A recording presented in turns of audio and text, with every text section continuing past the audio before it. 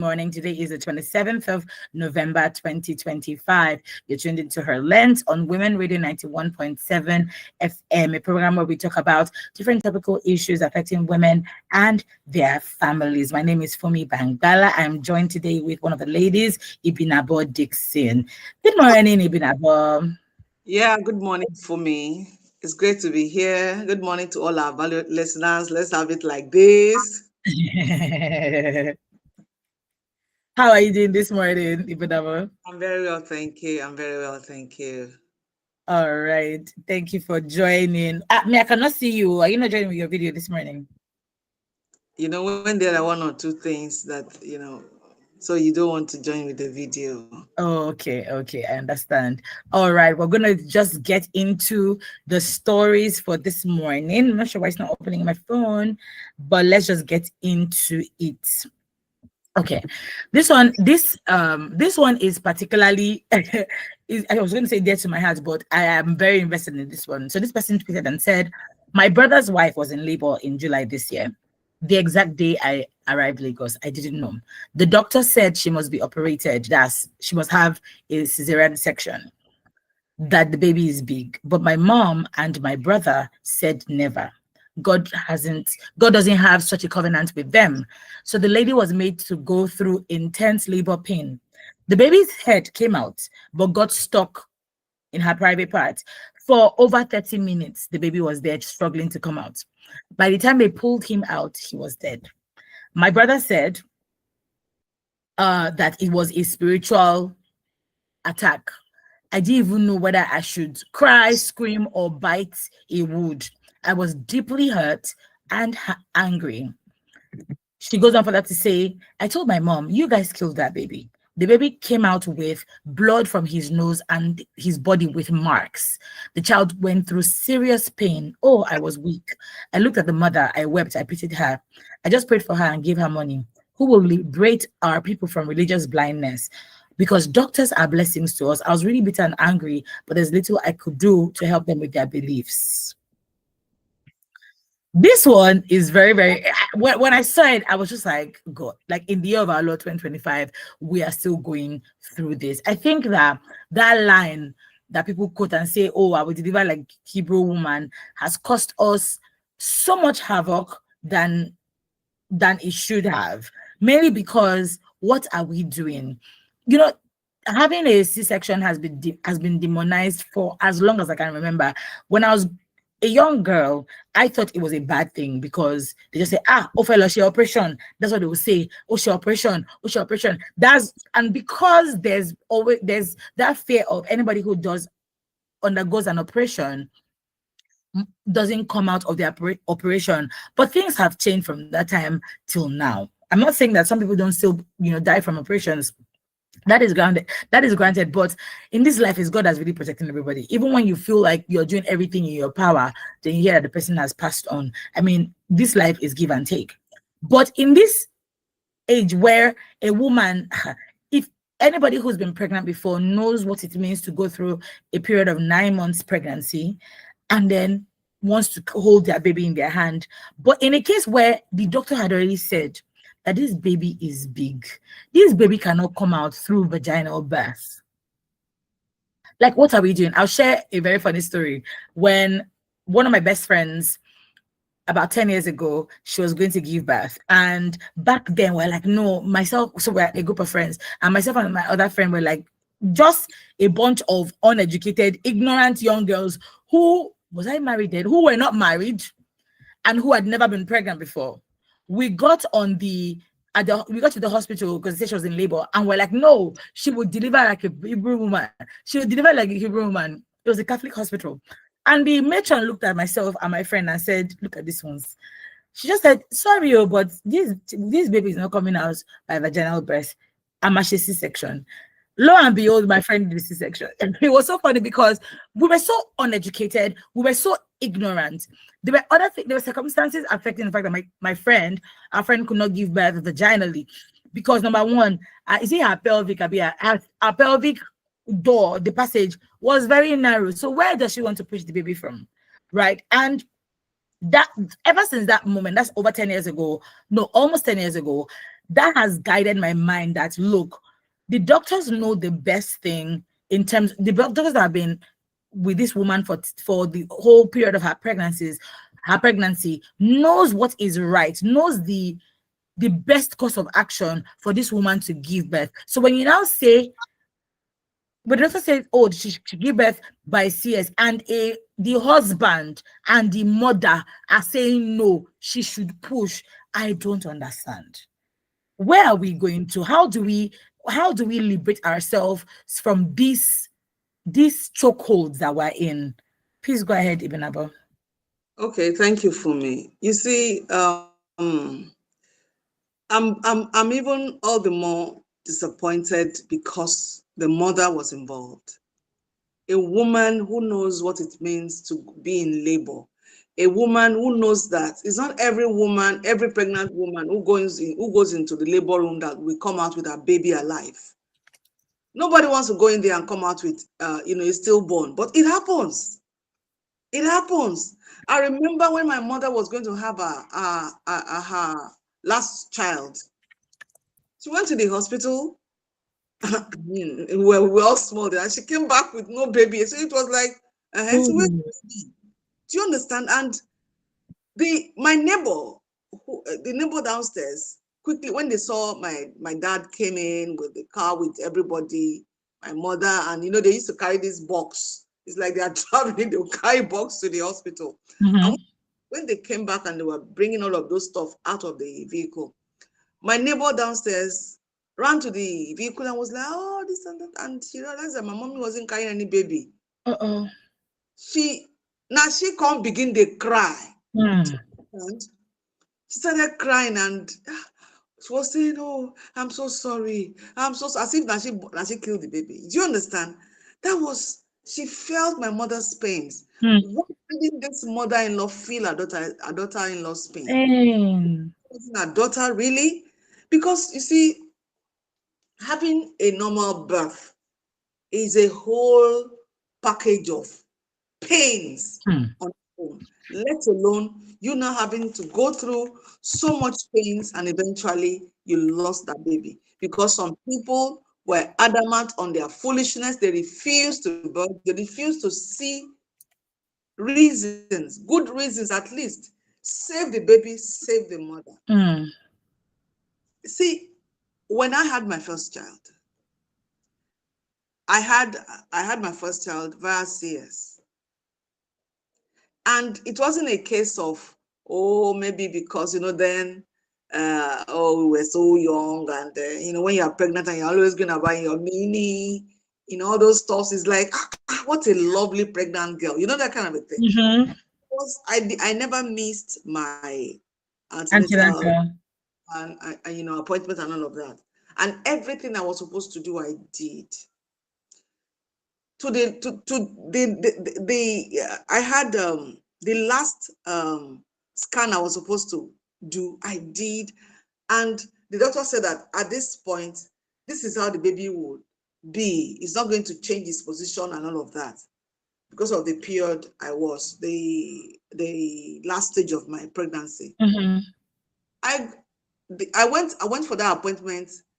3 days later, or 2 days later, I fell into labor. I went to the hospital. My mom was around, so we went to the hospital together with my husband, and so they go through pain. So doctor said, okay, the way everything was, they will just check you and tell you how many fingers and how many toes. And then, the expected hour passed, nothing. I was just in pains. I still they do shakara. I was still in my role. I was still trying to manage. It got to a point I removed clothes. Now I knew this thing. Now I did the display. I didn't know where to put myself. My mother was frustrated. So the doctor said, hey, that at this stage, they checked everything again and the baby was already breached. So they had to perform a CS on me. In fact, before they took me to the theater, they checked my baby's pulse with the fetoscope. They were coming while they were preparing and doing every other thing. They were coming in. Also, this one nurse would come in, check me, check my pulse, check my heart, this, and check that of the baby. The person that came in last before they wheeled me to the theater came in, and when she left, after she checked my baby's heartbeat with the stethoscope, I saw that her face was very, very sad looking, you know. But the pains I was going to, not even green me, begin to wonder, why was she looking sad? It was after I had my baby, I was in the room. So she came in there to come and check how I was doing and everything. And she said, this your baby like this life, would like this world. That the last time she came to check, that she couldn't hear the baby's heartbeat. So the bottom line was, let us quickly save this lady, at least. Save mother and child. So now imagine it was a case like this one that we are discussing. And so therefore just buy me anyhow like that because they get money or because they don't get knowledge. So please hold that thought, Ibn Abba. We won't go on a quick break. When we come back, you can continue. Thank you.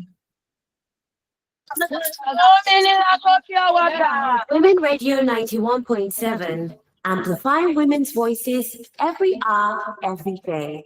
When you're getting stressed and you need to relax, take some promos class.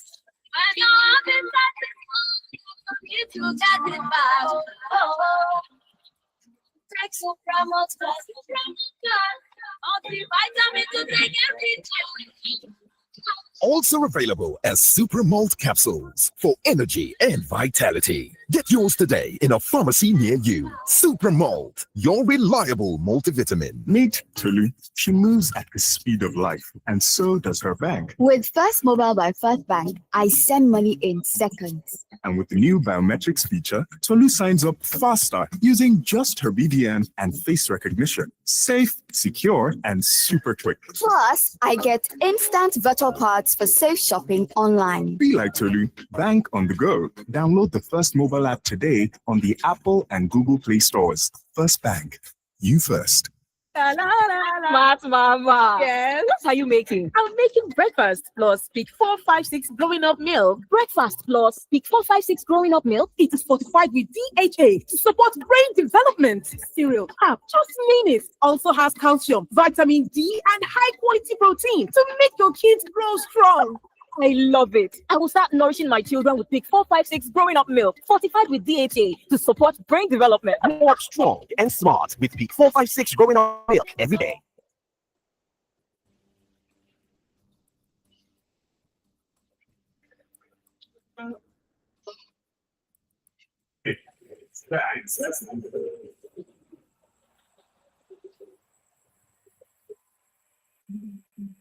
It's bigger than ever. The biggest gospel concert and family fun fair on the mainland. Praise in the City is celebrating 10 amazing years. Get ready for unstoppable praise. Theme, Hosanna. Ministering live, Videmi Olaoba, Tope Alabi, Mike Abdul, Yinka Alasheyori, BJ Sachs, Lillian Neji, Testimony Jagger, Dare Justified, Akpororo, Lawrence the Covenant, Tosi Alao, Tony Adoki, Man of Zion, Chika 100%, TJ Gosperella, and lots more. It's happening Boxing Day, Friday, December 26, 2025, at the Police College Grounds, Ikeja GRA. Time 10 a.m. Access is free. You don't have to pay to praise. Praise in the City 10. Hosanna. My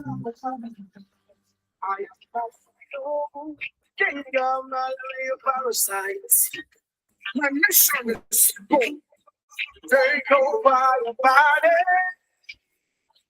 Those fever cheers at it. Not one thing stays in my way. Come on. Effective relief from malaria. Comal on. Malaria gone. If symptoms persist after 3 days, consult doctor. Mom, let's celebrate Christmas at its peak. I want Christmas lights so bright they could see it in space. Wow! I want a Christmas tree so tall players would have to watch out. Think bigger. Like what? Pancakes stuck to the ceiling, delicious eggs, and a pig milk smoothie. Just for me. Now that's Christmas at its peak. Because truly, a peak Christmas is Christmas with peak. Peak. Reach for your peak. Something big has landed and it's raining Naira. Better play, better chance. 200K is yours if only you try your luck. Better play, better chance. 3 times daily, your dreams can come true. Oh, yes. With just 500 Naira, you could win up to 200,000 Naira every single day. Join the Better Play Lottery and listen for your name live on radio at 10 a.m., 2 p.m., and 6 p.m. Better play. Don't miss out. Go get your ticket right now. Buy your tickets at www.betterplay.ng or dial *347*154# for better chances. Buy up to 20 tickets. Follow at Better Play on Facebook and at Better Play NG on Instagram for updates. It's your turn to win this money. Better play, better chance. You can be the next millionaire. Better Play is open to players 18 years and above. Play responsibly. Are you a woman who is keen on breaking the bias?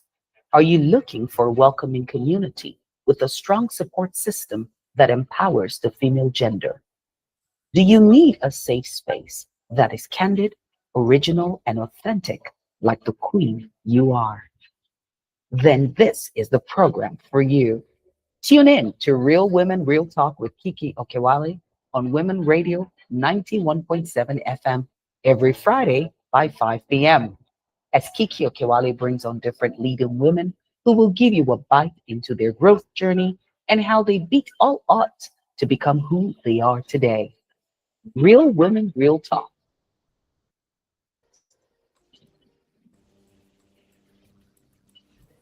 All right, you're welcome back to Women Radio 91.7 FM. This is Her Lens with the ladies talking about issues that are affecting women and their families in general. We've been speaking with Ibn about this morning on the dangers of this, is it fear of cesarean section, I should call it, or the dangers of, not listening to your doctor when your doctor says, this woman needs to have a cesarean section, let her have it.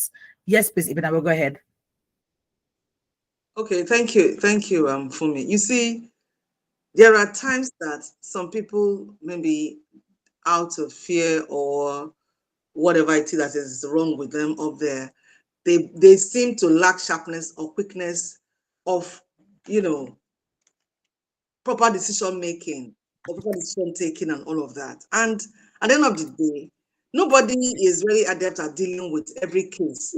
But if you put the life of that person on top of your priority, you will take the right decision. They would have allowed that go through the CS. Now, you see, it is not out of fear or out of I'm not judging them, but I have to state my opinion, please. They don't want to spend money. Some people, they don't want to spend money. They are preparing for the Como where they will tie gele and do all this big party. Exactly. So if they now succumb to paying for the CS, which is going to be higher, in most cases, or in some, let me say in some cases, because I don't have a complete data, but from what I've heard and I've experienced in some of these cases, the bill for the normal delivery is usually times 10 or times 12 of, the bill for the CS is usually times 10 or times 12 of the normal delivery bill. Do you understand? So it's like, maybe if normal delivery is maybe 100,000, that means, we are paying 1 million, 1.2. What am I party? You understand? Forgetting that, it takes a woman who brings home a baby to have an Ikomo. Hey! Do you understand? Because I've had this from a woman before, a mother-in-law at that. So you see, sometimes you don't sow a seed that will create enmity between your daughter-in-law in future. How do you think this lady will relate with the mother-in-law going forward? Because it's like this woman and her son killed my baby and even put my life at risk. You can't throw somebody under the bus because you don't want to spend money. You don't want to, do you understand? Yeah. And so many reasons for a cesarean section. The baby could be in a breech, which, I mean, this happens when the baby is coming out feet first or bottom first, which is not a Yeah. normal to deliver a Yeah. baby. So you see, if the doctors have seen that, okay, this baby wants to come out with feet first or bottom first this one, it will choke the baby to death. The baby will choke itself to death, and it will put the life of the woman at risk. So they will quickly suggest a CS. Yeah. And it could be due to fetal distress. That is when the baby is not getting enough energy, enough oxygen. You know, Yeah. when labor is so prolonged, the baby begins to lose strength. And when the baby is losing strength, how does the baby start breathing? How does the baby have enough oxygen? Even when the baby is losing her strength. I remember after I had my first baby, so it was like, CS will take born all these children. But fortunately, the rest of my children, I gave birth to them via normal delivery. There was no CS. That was the first and only CS I ever had. So the understanding is this. Some people will say, if you start with CS, now CS will take born finish. It doesn't that. CS is not something that, yes, there is elective option. Yeah. But if it is to save you and the baby, it doesn't mean all your babies, you will have them via CS. And even if you're CS, is it not for you to be alive and your baby to be alive? Are you spending the money on buying a clothes or your party? You are spending the money to keep yourself alive and to bring forth your baby alive that you've been waiting for. Yeah. And also there is something they call a placenta previa. Yeah. That is when the placenta is covering the cervix. That is the entrance where the baby will come out. Placenta, placenta is big. It's covering that entrance, that exit point. How can the baby come out? And meanwhile, there's almost a separation between you and the baby. So everything you were supplying the baby when you were really fully pregnant, then they are reducing because it's like you have already packed your load. You are leaving a place, and then somebody is stopping you. You have packed everything from your kitchen. You have packed everything from your bathroom. You have packed your bed and everything. And somebody says you cannot leave. Where do you sleep? How do you cook? Are you going to sleep that in that place? So this is the simple analogy I can give to it. So why would anyone say that a woman who needed CS shouldn't have it? She's lazy. She's this, she's that. In this particular case, it was the fetal size, the size of the baby, as was mentioned in the story, and the baby was quite big. If the baby is too big to pass through the birth canal safely, of course, the doctor will suggest a CS. Yes. To save the baby and the mother. So what are we talking about? I know a woman, I want to say that probably because she's not so well educated, maybe she didn't have the understanding of the dangers that she put herself and her daughter through, her baby, on her stillborn daughter. She was pregnant, and this woman had been giving birth to boys. So that pregnancy was a female child. She went to a local delivery place, and I think she had, there's something they call aino, Yorubas call aino, when the baby has the placenta, around the neck. So when the placenta is around the neck, when the baby is coming out, it's like when you tie a rope to your neck. As you are moving away from the point where you tied it, it will gradually choke you. It's like when you tether an animal, like you tie a goat to a tree or whatever with a rope. When the goat moves away from the point where you tied it, it will get to a point that the road, if it has used the full stretch of the rope, it can't go any further. So with babies, when you have a situation where the placenta is tied around the neck and the baby is trying to come out, the baby will get to a point that the placenta will choke the baby. And that was what happened to her baby. By the time she was there, they eventually had to rush her to the hospital. And when she got to the hospital, it was too late. The baby had already choked to death. She lost that baby, and that thing nearly turned her into a mental case because that was a baby girl. When she told me she was crying, she said, that was the baby girl I was praying for. I just had to say one or two things to console her, but deep down in me, I felt like saying that, why did you even go to that place? Hi. Why eventually end up in the hospital? Why not go to the hospital in the first place? Why go to that place? They now wheeled you to the hospital eventually after your baby had died. There are so many things, so many mistakes we make. Sometimes we're trying to cut costs. Sometimes we are acting out of ignorance. Sometimes some people, like you said, no, she must deliver as a Hebrew woman. Fine. You see, the bottom line of every pregnancy is, at the end of the day, born your pikin, carry your pikin, go house. Because I remember that in my own time too, a woman that came to greet me after I came back to the house, she said, call me, oh, you're lazy, I'm tired. You're giving birth via CS. Why couldn't you? After all, the baby is not so big. Why couldn't you? Before she finished that statement, my husband just came in and called her. I said, please come, ma. I don't know what he told her. Later on, he said, he gave her, no, I don't want to see you here again, please. You know, that kind of a thing. That was a man who had understanding. Some men do not have understanding. Some men think that if you push harder, the baby will come out. They lack the knowledge of the baby could be breached. The baby could be so big that, like this case, the baby was so big that the baby could not come out by itself. Sometimes it is something they call dystocia. Dystocia is a case where everything, you know, when you're in labor, your uterus is moving. It's like trying to push out the baby. And that's why we have these pains. So some cases, the uterus will not be moving well. It is very slow. Or even it can even stop moving. The cervix will not move nor open up.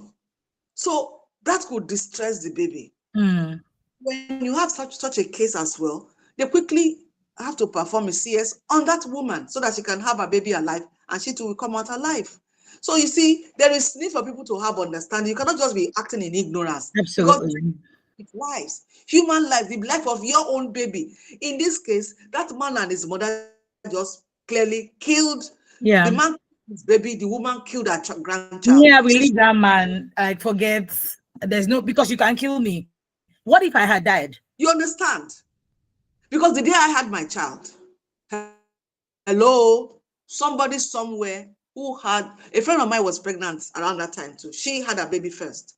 And she said she too had a baby via CS in a different hospital in a different state. She said a lady that was in the other room, it was a private room, the next private room, because when they were both in labor, they were both seeing each other. Hey, God help us, so this and that. She said eventually when she got better and went to look out for the lady, she wasn't there. They couldn't have discharged her so soon. They said the woman died with the baby. So you see, it is a lot. Even when you are spending all the money in your pocket to save your wife's life and your baby's life, it is worth it. It is worth it. Please stop saving money for burial. For burial, stop saving money for burial, please. And I want to advise my fellow women, whether you are a younger woman or you are whatever age you are, childbearing age. My advice is this: have a financial preconception plan. Have a financial preconception plan. Yes. This will help you prepare for the expenses of I love that. Ongoing costs associated with your pregnancy, your childbirth, and raising that child. Because as you grow, even in a family, for example, as you grow your family, it is wise to increase this amount so that it can act as a buffer in case of, like they will say, in case of incasity. In case of incasity. Because there are times that maybe around that time you are pregnant, your husband will lose his job. But if you guys have already opened up an account, a financial preconception account, you understand? And you have been putting some money in that account, even if he loses his job, or even if you lose your job, at least by the time you are going to put to bed, you have money to take care of yourself. Yeah. If the baby delivery is going to end up with a C-section, you can go for it. You not now begin to look for excuses. Instead of you to say you don't have money, now be saying, Born like the Hebrew woman. You don't have faith. Tell us you don't have money. Cry to the hospital you don't have money. Tell her, call your friends, cry for help, and stop deceiving yourself and putting the life of your baby and your wife on the At line. risk, yes. So you see, there is so much. What are you talking about? It is very painful when there's an option for CS and somebody will just lose a baby. Because of that, yes. The people who will take the decision were acting in ignorance. Is it ignorance that one share comes, one fair no warning? And it is very painful because you really value the life of your baby and your wife, you will go the extra mile. Yes. Remember, a man told me a particular story when we went for a conference. He said, we're discussing issues like this. And the man said, he told me personally, I told him, I said, if they ask for comments, please, could you please submit this to let everybody hear that you are even a man. He said when his wife went into labor and it was getting difficult, even before doctors told him that this thing, the way you are looking at it, CS no gel, he said he started calling all his friends. Egbamio. He was calling his friends and his enemies. He didn't care. He said, not care because what mattered at that time was his wife should be safe, his baby should be safe. Or the wife should be safe. Do you understand? He said he had not been told that they will have CS, but he saw the danger ahead already. He started calling on his friends, this and that. So before they even told him that it was CS, people were already sending him money. So he had an advance payment to give to the hospital. They wouldn't tell you come and pay everything, at least pay something. Do a down payment, which he was able to do. And then by the time she had the baby and everything, eventually they did scan. Scan did not show that the baby, she was going to have twins. Hey. It did not, they did scan, they did everything. They were just saying that, okay, sometimes it's like they are seeing a boy, and sometimes like, but they did not see two babies at the same time. Wow. That is left for the medical practitioners to explain. So eventually, the lady had a baby boy and a baby girl. Wow. And the man said, we have done our naming ceremony. He was so grateful. He was happy that friends came through for him. He was able to pay. He was able to take care of his wife and his babies. Imagine him now hiding under the excuse of, why are you so lazy? You can give birth normal. This is what we say, me. That's statements. Help. You are just there forming what you are not. So please, the life of your wife matters. This lady now, whatever decision she's going to take hereafter is a prerogative. But even if she stays back in the marriage, that pain will never go away. Trust me. No. Because it was avoidable. Yes, it will not go away, and it will bring a very bad strain in that relationship. Yeah. She cannot love her mother-in-law the way she used to before. And all of these things, it is the fault of the mother-in-law and the son. Why? Nítorí kíni. Yeah. At the detriment of the life. And there are two things that you said I really, really love. Number one, when you get pregnant, have a preconception plan. I mean, very, very important. When I had my first child, to be honest, I don't think we really had a plan because first baby and all. But the second one with my son, because of the kind of pregnancy, my medical history with the doctors, it was important that all hands were on deck. And I think when I was 30 weeks or 31 weeks, my doctor already told me point blank, he said, you're going to have a C-section. And I was like, okay, for me, it's one thing to say, oh, I support women, doing whatever, whether it's vaginal birth, whether it's C-section. It was another thing to say is going to happen to me, because I remember feeling all sorts of fear, like, oh my gosh, am I going to be okay? Am I going to be fine? And all of that. But we had that plan. We sat with our doctor, sat with the CMD of the hospital we were using then, and had a plan to the extent of asking, please, what's your post-op care? as well. After this section is done, I've done procedures before, but I've never done that kind of procedure before. What's your post-op care? These, and myself and my husband were both there together, you know, having conversations, asking questions from left, right, and center. My mother will call on the phone. Oh, ask them about this. My father will come. Same with his own parents as well. Because again, having a child is a family affair, you know, and that's why I'm really upset at this mother-in-law. Because, like you rightly said, Ibn Abba, at the beginning, if the man was not feeling the pain of his wife, the mother-in-law has a higher responsibility, because you yourself, you've gone through vaginal pregnancy and childbirth, right? To be able to understand that you cannot, like, you want to be able to see the baby at the end. And the second thing you said that really, really stuck with me that I love is this narrative or this sentence of Oyole. Anybody who's gone through a C-section knows that thing, it is not lazy. Is one of the hardest, arduous process of your life. The procedure itself, the aftermath of it, and then the aftermath 2 years, 3 years after, compared to a vaginal birth. With my daughter, I gave birth, I could walk, I could do everything. With my son, the story was entirely different. So when they say it's because you are lazy to push, I'm not. That statement, you know, rubs me off the wrong way. You see, for me, people say so many things without, you know, trying to look at what you're saying, process it very well within you before you say it out. Because when that woman came to say that, she was saying it and smiling and then, you know, making it sound very simple and everything. I didn't say anything. I was still in pains. You know, in my case, when they gave me the epidural. Yes. Should be epidural, the one that they give you injection in your spinal cord and all of that. No. No, that's what epidural is the one that stops the pain, I think. Actually, yeah, so that you don't feel the pain. Yes, the anesthetics, all of that. Yes. So I was knocked off, really. But when it started piercing my tummy, I could feel the pain. So, you know, I was weak, but according to the doctor, in my mind, I thought I was screaming. But I sounded like, hello, it's paining me. I can't, you know, that kind of a thing. So they had to stop.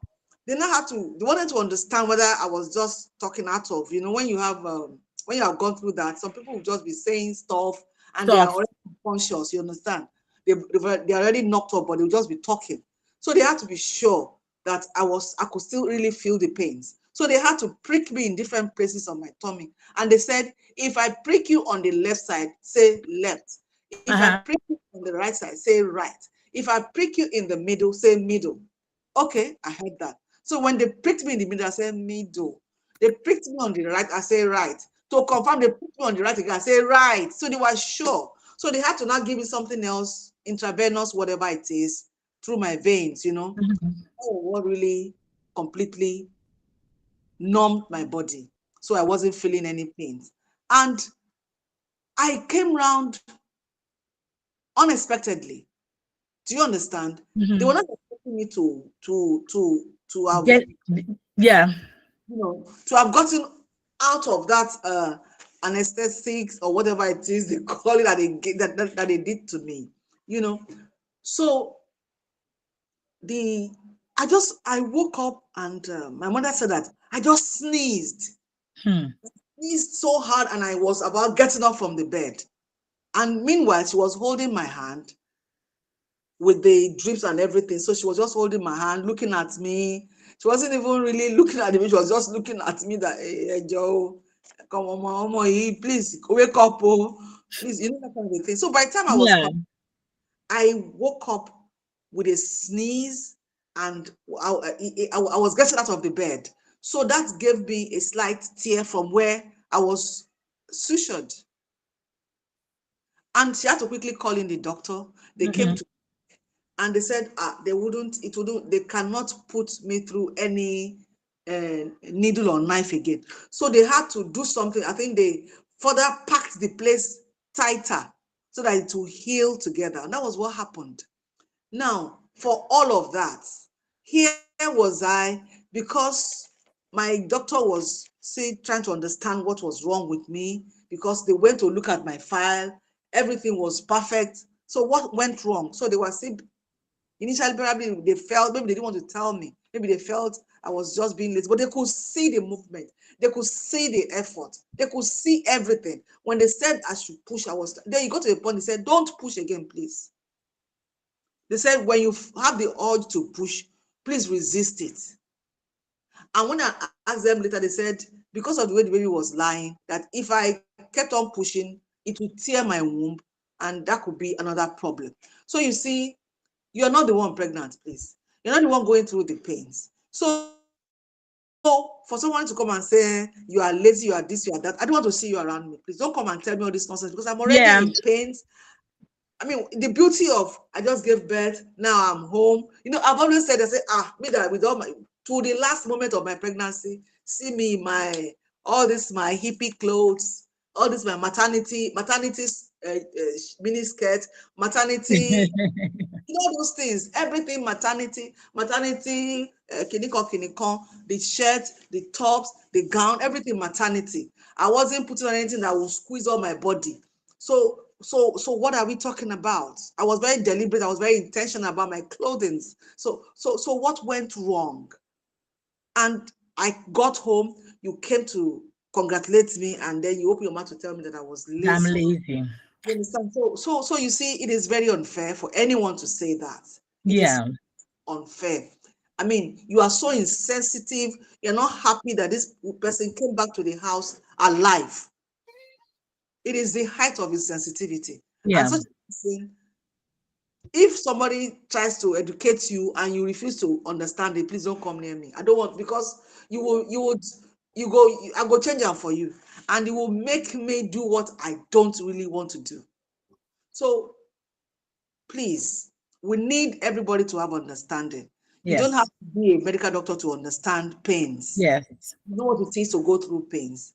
That is why when a woman gives birth in Yoruba land, they will say, Eku, Ewu, Omo. Ewu means danger. So it's like, congratulations for coming out of this danger unscathed, safe, you and your baby. Even if you lose the baby, they will still come and congratulate you that, thank God. They will tell you, at least you are alive. Ikoko for, that is now water pour, the pot no break. Hello. So which part of the pains you don't understand? Which part of the what is that you don't understand? Even when the locals will come and greet you and say Ekwe Womo. Ewu is not something good. Yeah. When you travel and come back safely, they will tell you Ekwe Ewu or no. That is, you are able to escape through the dangers. Yeah. Yes, on the road, byways and highways, danger locks everywhere. So why would a woman who was able to carry a pregnancy to term, and then it was time to deliver the baby, everything wasn't working for her to deliver, to have a vaginal delivery, and the doctor says that, okay, the best way to save you and your baby is to have a CS, and then somebody come and say you are lazy. Somebody come and say, no, we have to pray. I'm not saying, I'm a Christian. Do you know that even while you're having that CS, you need prayers? You need prayer. Oh, hey. No come out of them. You fit no come out of it. When I went in for mine, the doctor said they were actually trying to save me. So it was amazing when my baby was still breathing, when my baby was still alive. So why would anybody just come and trivialize all this job of 9 months, all this effort of 9 months, all because you don't want to spend money? You'd rather save that money. On the 7th day, you invite everybody to come eat so that you can celebrate. But the reason for the celebration, I mean, you are unreasonable about it. You are unfair in your decision. Yes, absolutely. I'm in fact, I don't know. I can't advise that woman on what to do. It is her life. It is her choice. So whatever decision it takes, it is a prerogative. But honestly, I don't know how I'm going to live with such a man, because for me, My life does not matter to you, but the life of my baby. What matters to you more than any other thing in life is money, and you don't want to spend it. Then I'm not safe with you. I'm not safe Because with you. from childbearing, there are issues that will take a person to the hospital. People come down with different ailments, different diseases, which could really sap your finance. So that kind of a man, he not going to stand by you now. All right, we have come to the, thank you so much. We've come to the end. We've run out of time. But today was very, very interesting. And I love the stories that you shared. I love that you shared from your own personal experience as well. And I'm hoping that a woman listening can hold on to something that we have said and be better, and that our men are increasingly more supportive of their wives, of their decisions. And when it comes to life and death situations like this, you do the right thing for your wife. Thank you so much, Ibinabo, for coming on the show today. Thank you for having me. Women, ask questions. Please. Thank you. All right. That is it. We have come to the end of Her Lens on Women Radio 91.7. Do stick around with us for even more amazing shows and great music to keep you company for the rest of the day. My name is Fumi Bangala. Do not go anywhere.